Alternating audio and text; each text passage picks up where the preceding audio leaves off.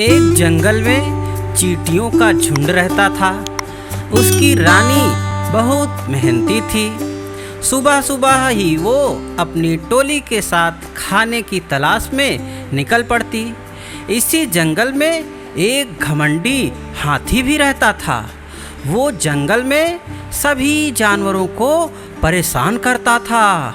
कभी गंदे नाले से सूंड में पानी भरकर उन पर फेंक देता, तो कभी अपनी ताकत का प्रदर्शन करके उन्हें डराता। उस हाथी को इन चींटियों से बहुत बड़ी ईर्ष्या होती थी। वो उन्हें जब भी देखता तो पैरों से कुचल देता।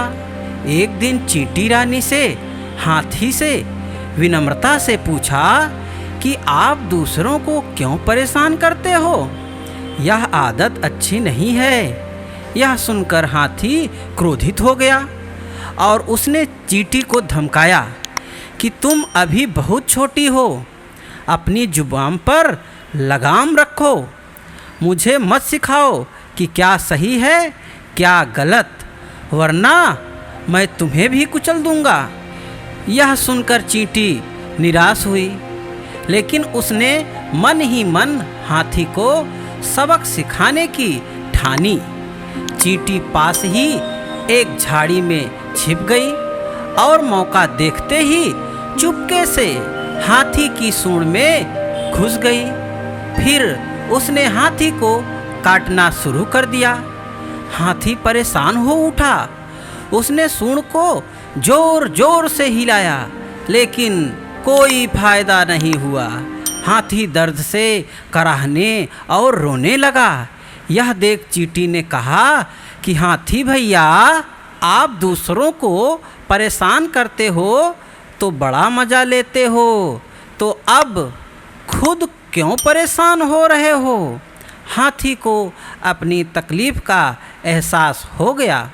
उसने चींटी से माफ़ी मांगी कि आगे से वो कभी किसी को नहीं सताएगा। चींटी को उस पर दया आ गई। वो बाहर आकर बोली कि कभी किसी को छोटा और कमज़ोर नहीं समझना चाहिए।